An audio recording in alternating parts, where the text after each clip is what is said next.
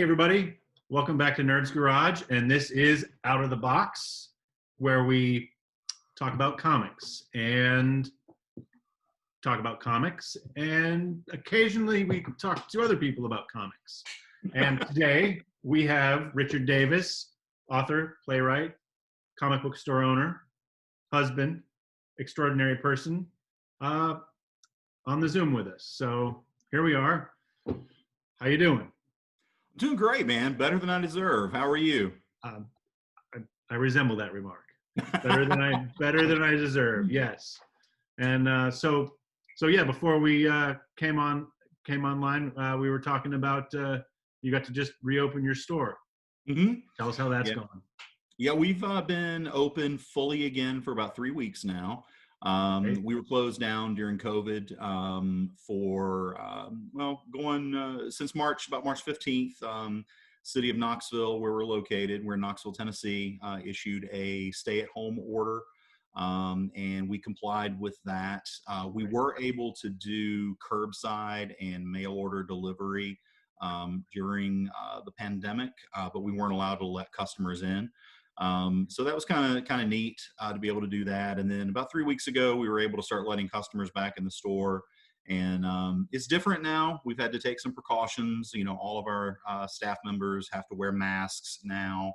And we're sanitizing hands and everything, Excellent. multiple times a day. We're limiting the number of people in the store to 10 at a time, which is really cool. One of the really cool things we did, most of the stores around the country just closed down during the pandemic, which is why the supply of comic books really got disrupted, and I totally get it, because it was really tough times. But we decided, Amber, that's my wife, we own the store together. We decided that we couldn't let our staff go during this pandemic because this is a time when they needed money and income the most. So what we decided to do was we did an entire remodel of our entire store. What an opportunity. Yeah, we just said we've got the time, and we've always said we wanted to do these things. We just never had the time to do them. So we had the time all of a sudden. So we kept everybody employed at their their standard hours and their standard salaries. Nobody lost a single hour. Several employees actually gained some extra hours because it took a lot of work to do this thing. Wow. And yeah, so we did a full remodel of the store and kept everybody working, and everybody was really happy. And our community was really cool about it and supported us. They came in and did a lot of curbside pickup things because they found out, like, hey, Rich and Amber are, they're keeping their guys going, and we want to make sure that that Garen and Grant and all those guys, they eat, so let's go buy some comic books. And they really supported the amazing thing. That's what I love about comic book shops is it's usually successful ones are built around community. Absolutely. And the community people, and that can't have been easy for you to keep all those people working, knowing that you were going to have a greater reduction in regular income than you would normally have for any like storm coming through or anything else. This was a long-term deal, so that's pretty admirable. Now we'll have some banners and cool stuff on the screen when we put this video out, but what's the name of your store? It's called Nirvana Comics in Knoxville, Tennessee. So Nirvana, like a little bit of comic book heaven. Yeah. But yeah, you're absolutely right. My business school professors would be telling me that I was absolutely insane not to lay off my employees during this pandemic. But you know what? Screw that. But you did, in as they say, in my humble opinion, you did what is the right thing to do. If you could possibly do it, we find a way, and that's pretty awesome. Yeah, so, my staff has never once let me down, and there's no way I was going to let them down during this. I've been in your store one time, and yeah, you weren't there that day, but your staff was hands down one of the best group of people. There was a couple guys there that day, and they were awesome. I'm glad to hear that. It was outstanding. It was and really, they will really be cool. too. So, yay! Kudos to you. Now I've got a list of questions that have been developed through months and months of focus groups and employee input and customer input. And Suzanne wrote these questions up for me. Awesome. I know they're great. So Out of the Box wants to know, you own a comic book store. You have virtually every comic book at your fingertips. That's pretty much true. During this time when you were not remodeling during the pandemic, what did you gravitate to in this time, or in general, just what are some of your favorite titles? Yeah, you're absolutely correct about when you own a comic book store. The cool thing is every comic book you can imagine is going to come to you at some time or another. I have literally owned every comic I used to dream about as a child, except for Action Comics #1 and Detective 27. Any other comic that you can think of, I promise you I've had it in my store at least once. The very first comic I sold when I moved to Knoxville, Tennessee was an Amazing Spider-Man #1 CGC 7.0. These books, they come to you, and when you own a store, and it's incredible, and it's incredibly tempting to want to keep them all. You want to hang on to them, yeah. Yeah, but you can't do it because you'd be out of business really, really quickly. But you'd have an awesome comic book collection if you did. Yeah. But luckily, I've never burned out on comics, and I've never lost my love of reading them. I have changed what I read. I grew up on superheroes. I loved, when I was a kid, I loved reading Captain America and the X-Men and Amazing Spider-Man. I was a big Marvel guy when I was a kid. X-Men was probably my favorite. I mean, I voraciously read every single issue growing up. I just couldn't get enough of the X books. And luckily, Marvel was putting out like 30 a month at the time. So as I got older, I've started to gravitate more toward the genre books. I've figured out the formula on superhero books, and when you read enough superhero books, you figure out that there's a formula in there, and they repeat the same basic 12 or 13 stories just in different ways, but they reinvent it in ways that it's continually interesting. Yeah. But those things didn't keep my interest as long anymore. So I've gravitated more toward horror and sci-fi, fantasy, especially I love fantasy books. Recently, things like Die from Image, Dark Red from Aftershock is an incredible book. Pretty much anything Aftershock is putting out right now is wonderful. They're an excellent company, and they're really doing some brave things. Scout Comics is putting out some really good books. And I'm sorry, that's actually my shop calling. Let me mute that call. I have a manager on duty. I have a manager on duty to take those calls today. So, nice. And things like Saga from Brian K. Vaughan over the past 5 years. God, that's probably my favorite book. It's just incredible. Oblivion Song by Robert Kirkman's wonderful. Brian Azzarello's Moonshiners. Moonshine, love that. There's so many amazing genre books out there. That's pretty cool. Now, speaking of genre books, I guess one of the reasons we gravitated to having you on Out of the Box is it seems that you have a book coming out. I do. Let's talk about that. Tell us about the Dracula genre and what it is that you're putting out, and then we'll go from there. Yeah, the book is called Cult of Dracula, and it is a reimagining of the traditional Stoker myth set within a Charles Manson inspired hippie cult. Cool. We like to say it's witchy, it's weird, it's helter-skelter inside of a hippie cult dedicated to an ancient blood goddess. And I promise, movie waiting to happen is what that is. You know, there might be some Moody. things. Yeah. Yeah, might be some things going on about that. So I can't really talk too much about them, but Noted. No, that's awesome. It sounds. I mean, I'm excited. I can't wait to. I gotta go pre-order that sucker so it yeah, comes in when it comes out. absolutely. I'm excited for that. I'm sure you got a great local comic book shop where you are. The biggest thing you can do to help us with that, go to your local comic shop and ask them to order it. Right now, the best place they can get it is from cornerbox.com. Okay. They're a new distributor, backed by Ingram Entertainment, which Ingram's been around for decades. Right. They're kind of trying to give Diamond a run for their money. Okay. And for retailers, if you go to Cornerbox, you can get some very aggressive pricing because we're essentially, you know, going around Diamond here. Diamond's had kind of a stranglehold on the market for retailers for so long that publishers can't offer as aggressive discounts on their books as they might like.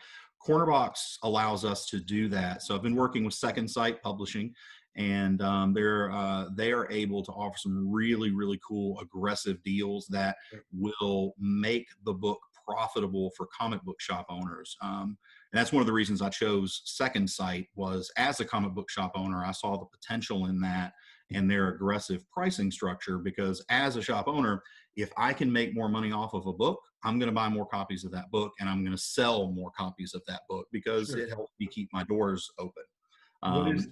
What's the cover price on the book going to be? It's going to be $2.99. Get out. Yeah, which is awesome. And we really fought for that. You know, we wanted to be consumer friendly, you know, because I realize as much as I like to think I'm Brian Michael Bendis, I'm not Brian Michael Bendis. So it's hard for me to sell a book for $4 or $5. It's amazing to me when I go into my local, which is the Collective Comics in Altamont Springs, here in Florida.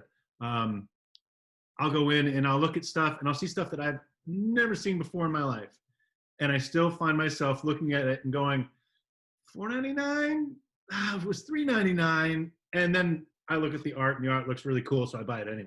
Right. But there are definitely books that I pass over if I don't have any relationship with them because it's new or it's an unknown artist or whatever. Like that.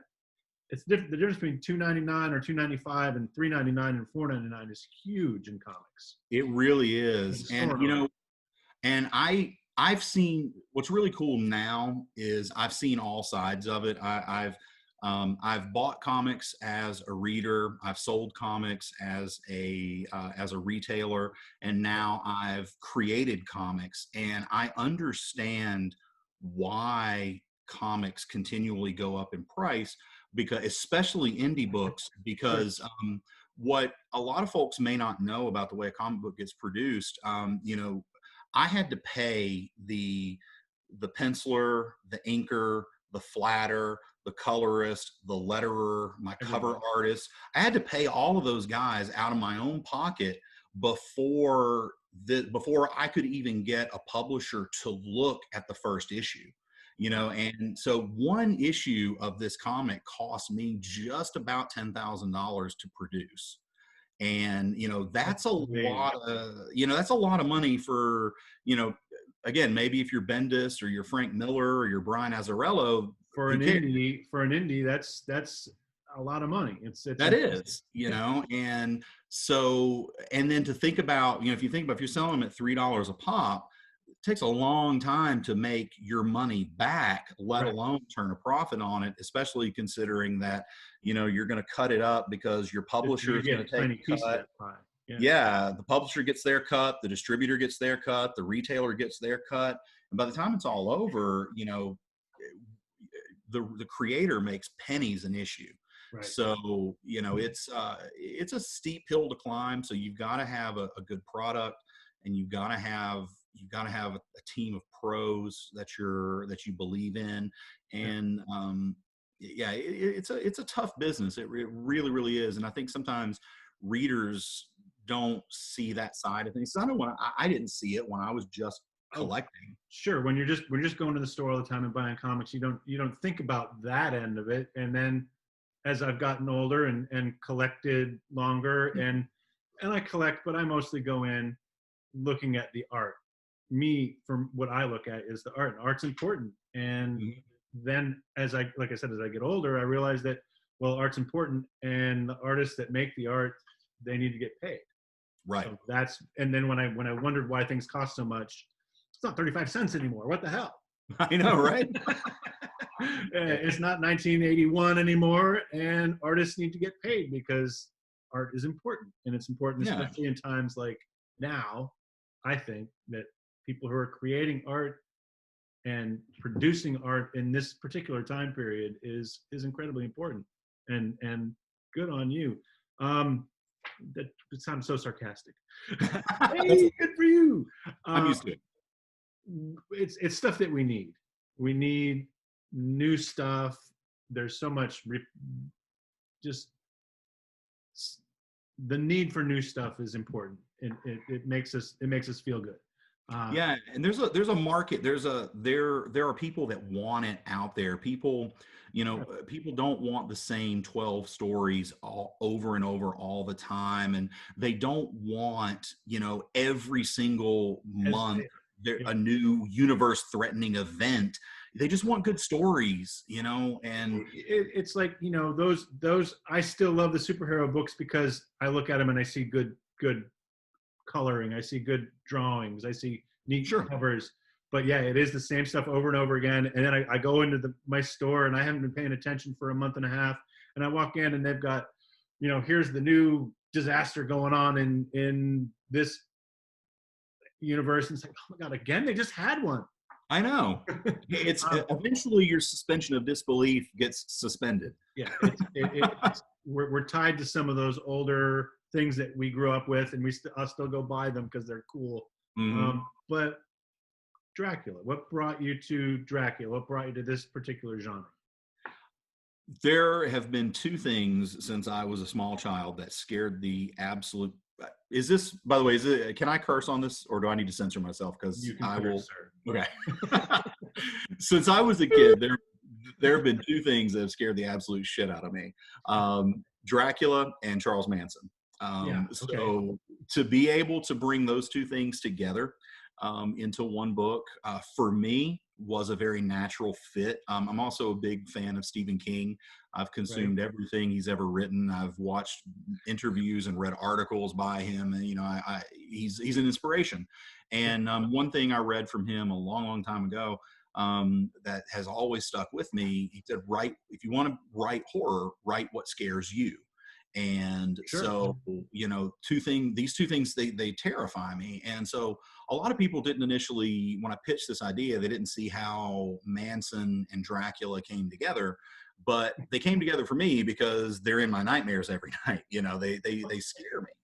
You say those two things to me, and I'm like, that's pretty damn scary. And Yeah. I don't know how he's going to bring it together, but I'm pretty sure it's going to be scary. Yeah, and I promise you, whatever you're thinking of, you're never going to see it coming, because Oh, that's we great. flip this genre, and we dissect everything about vampire mythology and things about cults. I mean, the book is about cults and the occult and witches and demons and religion and But a ancient wide mythologies. expanse of It things is. to draw from. Yeah, exactly. It's not just another vampire book. And Right. I really explored vampire mythologies from dozens of different cultures throughout human history and all around the world. And I got this. There's one major change that I don't want to spoil too much, because it's a big reveal at the end of issue 2. Uh, but to get to this point, we during my research, I found a common thread kept popping up in my research of folklores from around the world. And it seems like every human culture always has this myth of a woman, an outcast woman, who steals babies in the night and survives by devouring their blood. And Stoker worked that into his original Dracula novel with Lucy. She was, when they saw Lucy after she, was made into a vampire, she was wandering the cemeteries with an infant, and she would be, eating the blood of the infant. And so I found a way to expand upon that, and it gave me, when I really decided to go this direction, I actually had to go back and pretty much rewrite my entire script because it changed such an essential part of the story. So I had to go back and redo it, but it changed it in an amazing way, and everything just kind of fell together. And I think it's going to be very impactful because I've read a lot of horror in my life, but I've never seen this story told. That's really cool. And I mean, because Dracula is something that's fascinated me. So I was instantly, when I first heard about this project from Suzanne a while ago, like, that sounds really neat. And because I've always, I eat up anything about Bram Stoker, Dracula, Mm-hmm. and way back when I was a kid playing Dungeons and Dragons, they came out with Ravenloft, and it was Yes. all about vampires, and that was it. That was the best. That was I've spent phenomenal. many an hour in Ravenloft, Oh so my God. yeah. So we can talk more about that another time. Sure. That's a whole nother adventure there. Mhm. Um, okay, so you've got the interest in Dracula and Manson, and you came up with this idea. You had it going on. You had it developing before the pandemic, before Mhm. everything went sideways, so to speak, and you had to maintain your store and keep your employees employed and renovating your store. That changed the process because things came to a screeching halt at that point. How did you manage to maneuver this project through the last few months? Yeah, it did change a lot of things up, and luckily when COVID hit, the actual creative aspect of the project was fairly finished. Right. All of the scripts were written, so my job was done. Henry Martinez, who's a veteran of Marvel Comics, he's done Ghost Rider, Spirits of Vengeance, Oh, cool. Blaze, things like that. He's my penciler and inker. He was finished with issue 1 about 50% through with issue 2 when COVID hit. So we were working along, and then Trevor Richardson, my colorist from Fangoria magazine, he was completely finished with issue 1, working through issue 2. So creatively we were all set, but what COVID really did was mess up our plans for publishing the book. We had gotten pretty deep into some discussions with some publishers. We'd had discussions with about 5 indie publishers, the names that you would probably recognize right off if I said them. And we had 3 that were extremely interested in January, February, and March. And then in mid-March, when COVID hit and all the stores started closing and everybody started canceling their books and pushing back schedules, that interest all of a sudden kind of dried up. And so that was a really scary time, because we'd invested a lot of time. I'd invested a lot of money into this endeavor, and all of a sudden it looked like it wasn't going to happen.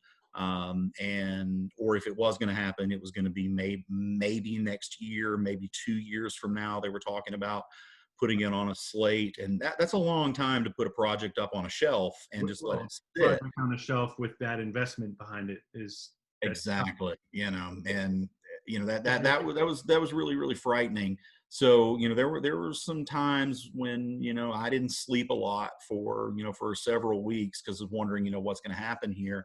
And so we started looking at the idea of doing it self-published through a Kickstarter.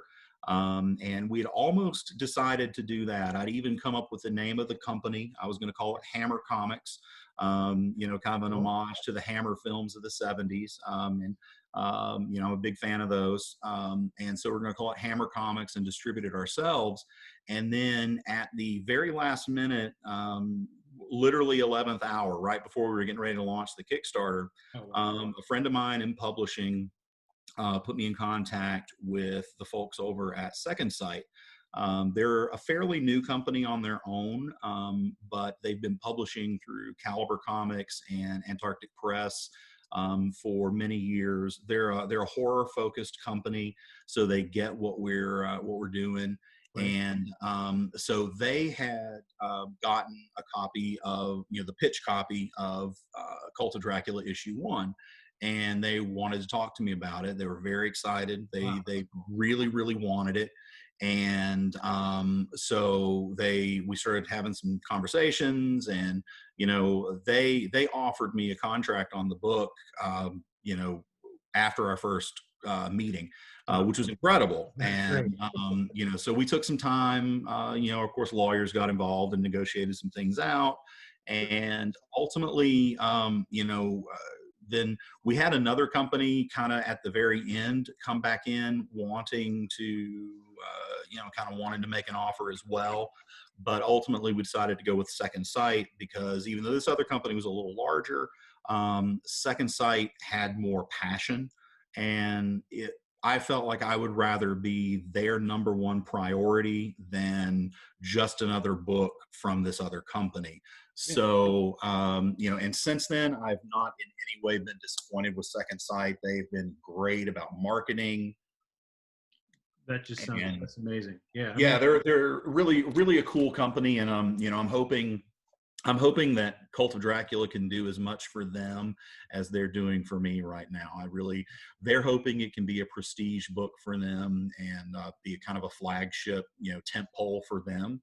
And I'm hoping for that too, because they're good people, and they're really, really putting a lot behind the book, and I'm very grateful for that. We're hoping for that for you as well, because it's, good people deserve good things every once in a while. But what I'm hearing in that story is your ability to pivot in this time with everything going on, and then something comes up, and you could have gone with, you lost a bunch of offers, and then you figured something out, you were going to go forward, you got a great offer, and then somebody else came in, and it means something when somebody comes and pulls you out of the pit sometimes, and you get stuff, and that's pretty cool how that all is shaken down, and I'm really glad that it's working out for you.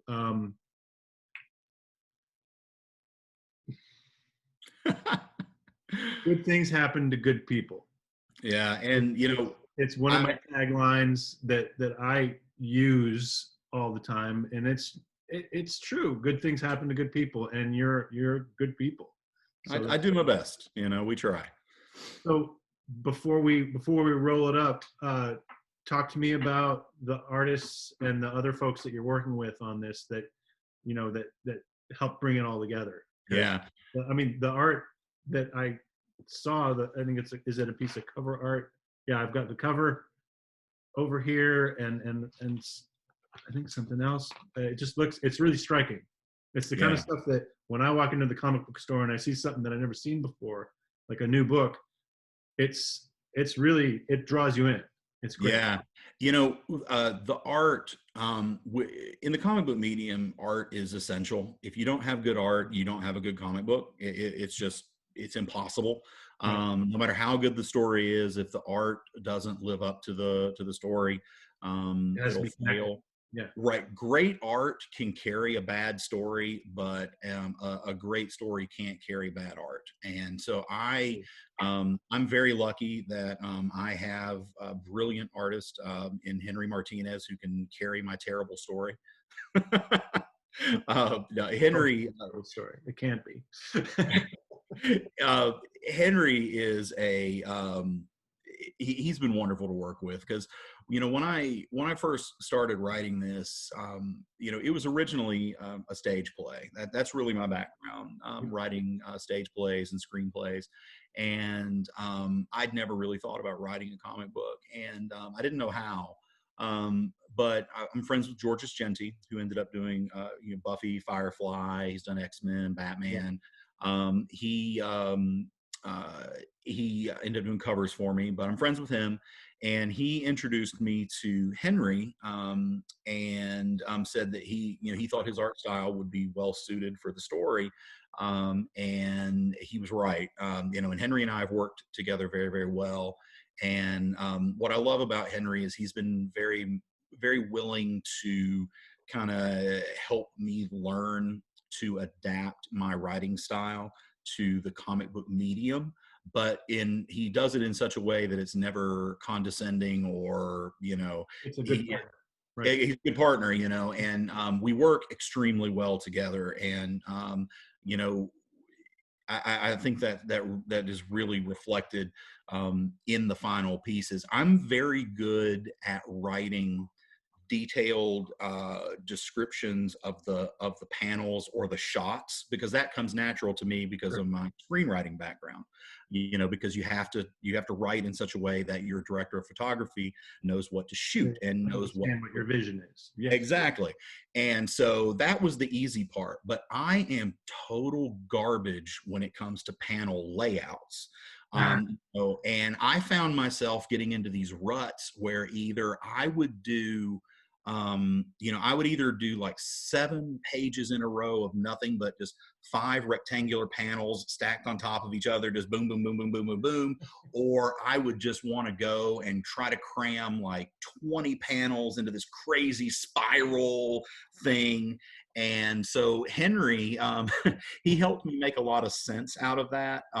So now the way that I'm able to write, I have full faith in him that if I write something that I intend to be 5 panels, and he wants to stretch it into 7, or if he wants to shrink it to 4, I know he's going to make it work, and work in an amazing way, because he gets what I'm going for when I'm writing it. And I think that's key. The artist and the writer, you've got to have that symbiotic partnership. You've got to work together.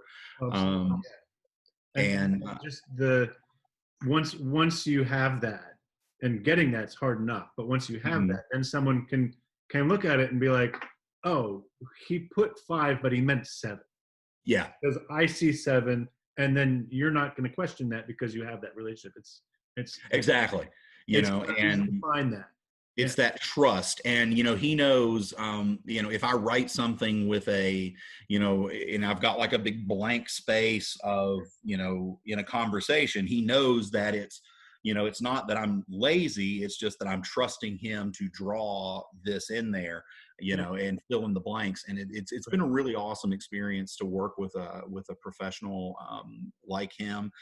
His art has been, from the publishers and people who have seen it, it's been compared a lot. We've been hearing a lot of comparisons to Preacher, Oh, which cool. is really cool. And I think a lot of that we can kind of tip our hats to Trevor Richardson, our colorist. He's very young, very new to the business, but he's done a lot of work for Fangoria magazine and some other indie publications.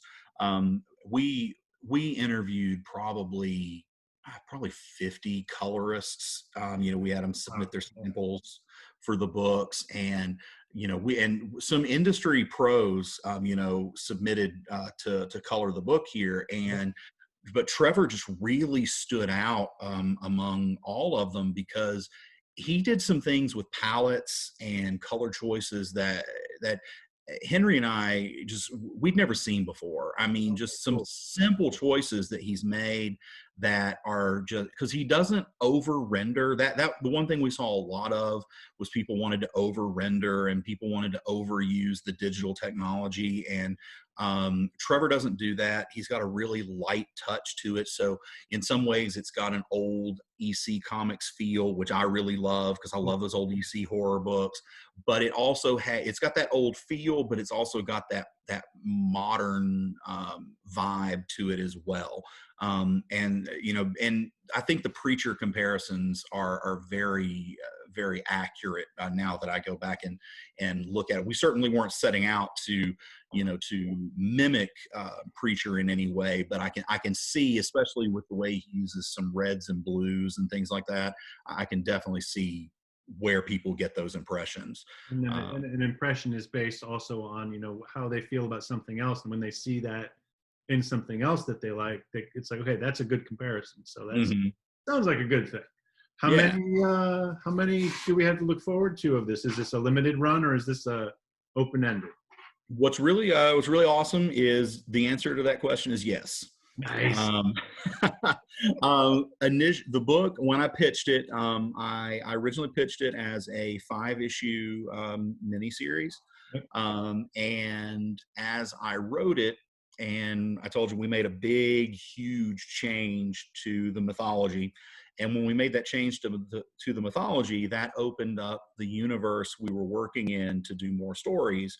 So when we pitched it to the publisher, we told them we can give you 5 issues or we can give you 15 issues. But it has to be 5 or it has to be 15. It can't be 10, it can't be 6, it can't be 9, it's got to be 5 or 15. Yeah. And they said, we want 15. And then as I started writing the scripts for volume 2, that's where I'm at right now. I'm about 2 issues into volume 2. So that would be issue 7, what I'm writing. I started seeing some possibilities to where maybe if the sales are there, we can go on beyond issue 15, which that excited the publisher, Second Sight, quite a bit. Right. They're hoping we can, bring this out maybe, maybe 24 issues, that would get us, 2 years of comics. That would be amazing.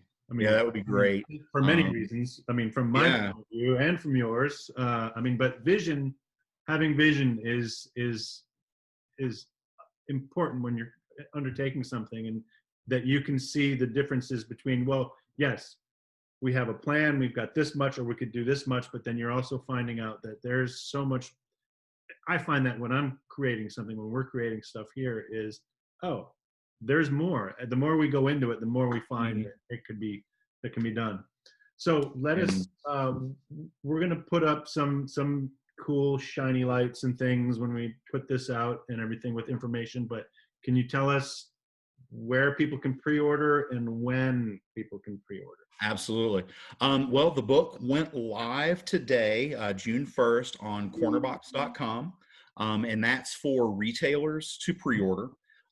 So if you're listening to this and you want to secure a copy and you want to help support the book, the number one most important thing you can do is go to your local comic book shop and ask them to set up an account with cornerbox.com. It's corner-box.com. It's a free account. It's a brand new distributor.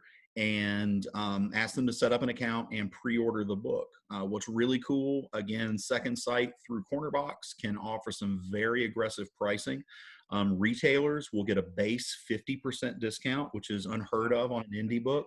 Most indie books that you order through Diamond, a retailer is only going to get about a 35% discount, but we're able to offer a base 50, which is really cool. And then if retailers order at least 20 copies of each book of the first 5, so 1 through 5, they order at least 20 copies of each, they'll get an additional 10% discount on it, which increases their margin to 60%, which is insane. You don't even make that on a big Marvel book.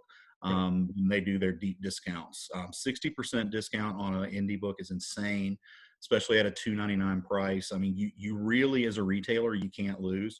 So go to your local comic book shop, ask them to order this through Dropbox, cornerbox.com. I'm so sorry. I got through cornerbox.com, and ask them to order all 5 issues so that they can save the money, because we want retailers to benefit from carrying this book as much as we do, because I'm a retailer. I'm one of you guys. I want to take care of you as much as you're going to take care of me on this. And unique situation. We're working on, we just just yesterday got confirmation that Chris Callahan is he's one of the hottest up and coming variant cover artists out there. Most known for The Misplaced. That was his own book that he did, but he saw the book and wanted to do a cover for it. Wow. So he's gonna do a very special cover for it. And we've been contacted by Ji-Hung Lee about doing an exclusive cover for Cult of Dracula #1. So the book, the first book is the only one that's going to have variant covers. We're not going to do variants for 2, 3, 4, and 5. We're only doing it for the special one. So we've got our base cover by georgesjeanty, and then we've got our House of Secrets '92 homage cover that georgesjeanty also did. We're going to have the Chris Callahan cover, and we're going to have the Ji-Hung Lee variant cover for issue #1. And there'll be incentives for retailers to be able to get all of those covers, again, at very aggressive pricing. Nice. Hopefully they'll pick up on that. Well, that's amazing. Your project is amazing. Your store is amazing. And listening to this, I'm pretty sure it's safe to say that when those different variant covers come into your shop, that those are some of the ones that you're actually going to hang on to. I hope so. Of all the books that come through and you have to get rid of and sell to other people, I think you might keep a couple. That's pretty awesome. And man, thank you so much, Richard, for joining us. And Malcolm's here to say hello. Are you going to say hello? Nope. The cat ran off. Okay. Aww. Yeah, thanks so much, man. It's good to see you. And yeah, you too, man. Thanks for having me. We'll do this again soon. I think this is fun. This is really good. Thank you. Anytime. Everybody, thanks for coming to Out of the Box, and we'll see you later. All right. Take care. Thank you, Richard. Yep. Bye.